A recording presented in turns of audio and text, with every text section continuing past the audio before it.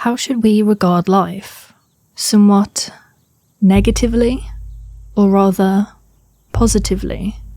Everything Everywhere All at Once is a story depicting the interconnected opposition regarding pessimistic nihilism and optimistic nihilism, presenting contrary forces through its metaphorical and reversal imagery, but poignantly tethered in a balanced reliance. A constant reminder of both dichotomous moral perspectives. Nothing matters. Life is meaningless, so why bother? Versus nothing matters. Therefore live life to your fullest. The movie undertakes an authentic rendition towards multiverse storytelling, an ambitious narrative powered by empathy in lieu of conventional violence as the answer solutions so often depicted in action films. Rather, it concludes with therapeutic reflection, dragging viewers through a spinning wheel of provocative emotions, evoking sadness or laughter mere seconds apart, and honing in on what makes a story feel so real and undeniably human. Everything Everywhere All at Once managed to shift my perception on what nothing matters can alternatively mean, and they achieved it with googly eyes and an everything bagel. Within a barrage of acquisitive movie revivals, reboots, prequels and sequels, Hollywood sinks itself deeper into an artistic plateau. Everything Everywhere is a palate cleanser of this uninventive foundation. The creative duo, commonly known as the Daniels, proposed a new world of multi-genre cinema. The narrative weaves through an ebb and flow of fevered influences, from the mind-bending storytelling of It's a Wonderful Life to Groundhog Day. Whilst evidently inspired by these films, the Daniels picked and pulled at their variety of messages, interpretations and meanings that emphasizes the importance of love and family, and digested it towards a unique Asian American action story wherein the strongest superpower is kindness. But it also blends those domestic moments with speculative visual homages from recognized kung fu movies, traversing the planes of clashing genres. The narrative plays as an endless cycle of conventional meets unconventional, exploring attributes from normal daily lives so heavily unutilized and underrepresented in Hollywood, whilst including Hollywood filmmaking motifs of familiarity, sucking you into the personal life of Evelyn, a Chinese-American mom holding onto the brink of normality, pressured by the chaos of living in these modern times. And it's by structuring this chaos through a multiverse does the movie unravel much like an animated movie. Applying animation's exploration of rule-breaking and emphasized sequences into an already transfixing narrative is what makes Everything Everywhere so special, traversing the ordinary scenarios into juggernaut visual trips emanating into a psychedelic journey. And you see these influences within a continuous cascade of seamless transitions from one universe to the next, with future echoes of another world visually teasing the approach of another environment or scene change. It utilizes similar editing principles of J-cuts, in which you hear a scene before viewing it, and applies that technique visually to inspire the madness of sharing multiple universes simultaneously. It's an approach rarely used in live action. It breaks the conception of a film's reality, and the conventional direct jump cut editing approach of scene transitioning. However, for Everything Everywhere, a film dripping in subjugated disorder, applying the looser rules of animation works perfectly towards representing Evelyn's internal personas shattering before her, and the daunting sense of unfulfillment. As the Evelyn we predominantly follow is one whose life path precedes discontentment. We see her enamoured by the hypothetical of a life unlike her own, filled with successes, luxuries and accomplishments. It's a hauntingly melancholic feeling, to ponder missed opportunities due to simple life decisions, to wonder, what if? Our Evelyn is, on paper, living her worst self. No dreams, goals, nor outstanding skill as seen in her other universes. Instead, she grasps at a life that could have been. And yet, appreciatively, the Daniels see this hardship, this feeling of dissatisfaction so many endure, and instead, quite literally, flips it on its head. It's through being her worst self that Evelyn is able to showcase the importance of any and all skills. No matter how small or insignificant the world tries to portray it, every skill is to be valued. Evelyn is able to fight her way through every opponent, challenger and obstacle by obtaining skills of every nature. In an interview, Daniel Scheinert explained the excitement in exploring the impressiveness of skills often overlooked or underpaid. The low-skill rhetoric undermines those predominantly in the working class, degrading those who flip burgers, are cleaners, or work on tills.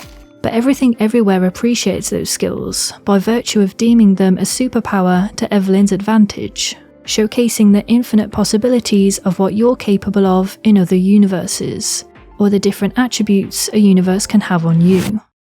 For example, a universe in which you use NordVPN, the fastest VPN on the market with quick speeds, allowing for smooth internet searching and effortless anime binge watching. Having used the service myself, I know the annoyances of being geo-blocked, or for content to not be available in your country but someone else's. With NordVPN, you can access a multitude of shows and films via streaming services and providers that were once blocked. Simply click a button and you're able to change your location as if you were in that country. And voila! Anime content to your heart's content. On top of this, NordVPN not only protects and encrypts your personal data from hackers and the like, but protects your devices during times where you're connected to open networks, like at cafes or airports, defending you from pesky malwares, and to change your IP address so as you're not being tracked.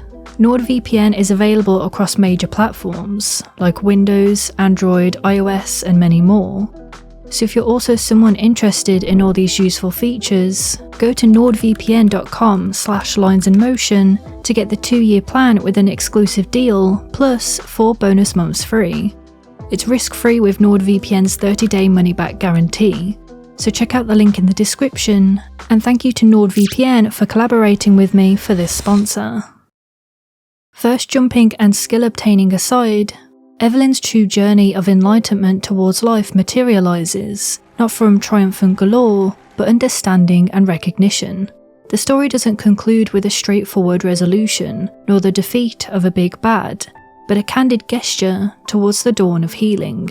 The directing duo have spoken upon chaos, by virtue of our mere existences, being the true villain of the story.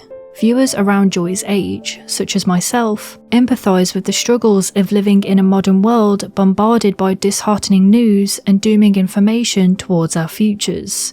Exposure to the internet can be a wonderful thing, research and information at your fingertips, but it can also expose you to the horrors around the globe you were oblivious to, floundering you in depressing headlines after headlines, numbing you to an overwhelming state of drowning inadequacy.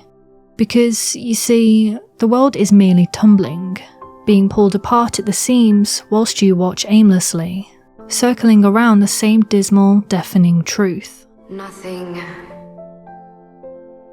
matters. Everything Everywhere shows a deep-rooted endurance towards the embrace of existentialism, or even absurdism.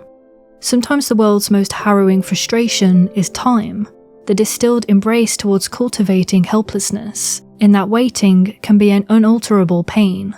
Waymond waits to rebuild the relationship with his wife. Evelyn waits for a shining moment in her disorderly existence, and Joy waits for recognition, exploring universe after universe in search of understanding, to find an Evelyn bound to the perception that the mere ability to exist in chaos is exhausting.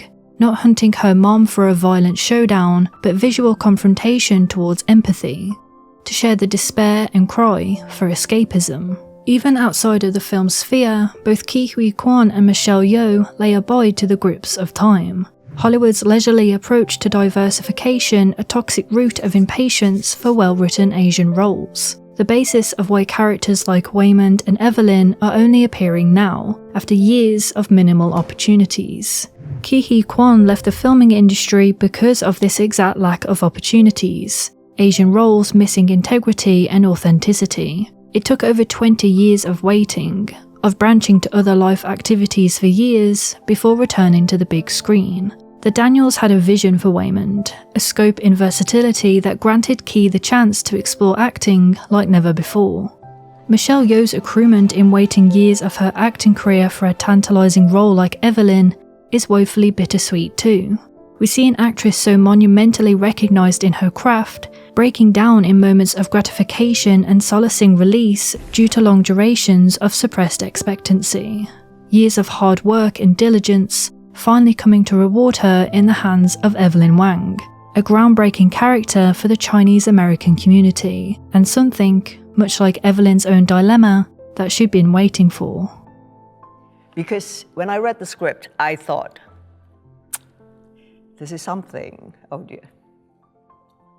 No, this is something I've been waiting for a long time. The Daniels allow Key and Michelle to show their capabilities, letting them shine after years of being overlooked, and solidifying their acting prowess in depicting Evelyn and Wayman's emotional arcs, and their portrayal in the importance of kindness. And being kind, a four-letter word drenched in resonation towards defining Everything Everywhere's biggest theme, is the basic fundamental of simple yet effective storytelling. Because being kind shouldn't be seen as cheesy nor undervalued, but the hidden gem that glues together narratives in many forms. As being kind can be forgiveness, cherishing intimate moments, messing around on set, or pissing off anyone and everyone in all universes to fight for your daughter. I started this YouTube channel on a whim, after being confronted with rejection after rejection for a full-time job in design, waiting for my skills to be seen, to be valued and noticed. I had no understanding of my worth at all, and a growing thought of just, why bother? Nothing matters anyways. And after only 2 years on this platform, what I didn't expect was to receive those things I craved, and so much more. For kindness to be handed so willingly and with ease. From the friends I'd laugh with, the conversations I'd save, the comments I'd like, and the shares I'd bookmark, I was able to step back and breathe, to start realising my worth, that my skills actually do make a difference, no matter how small. Like many moments in the film, the world is unpredictable and weird. I have no way of understanding nor comprehending it, but the only thing that I do know is that we have to be kind.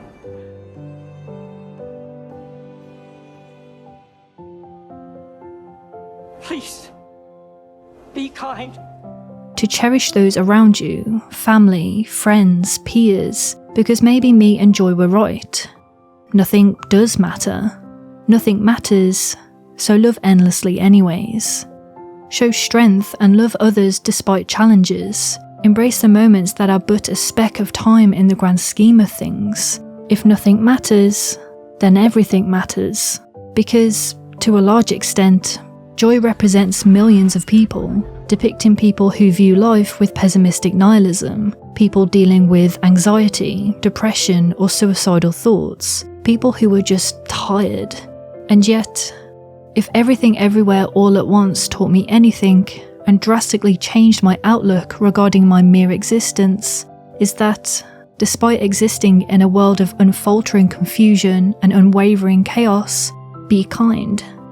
Not just pointedly at others, but also undeniably and selfishly kind to yourself, because a world without joy is no world at all.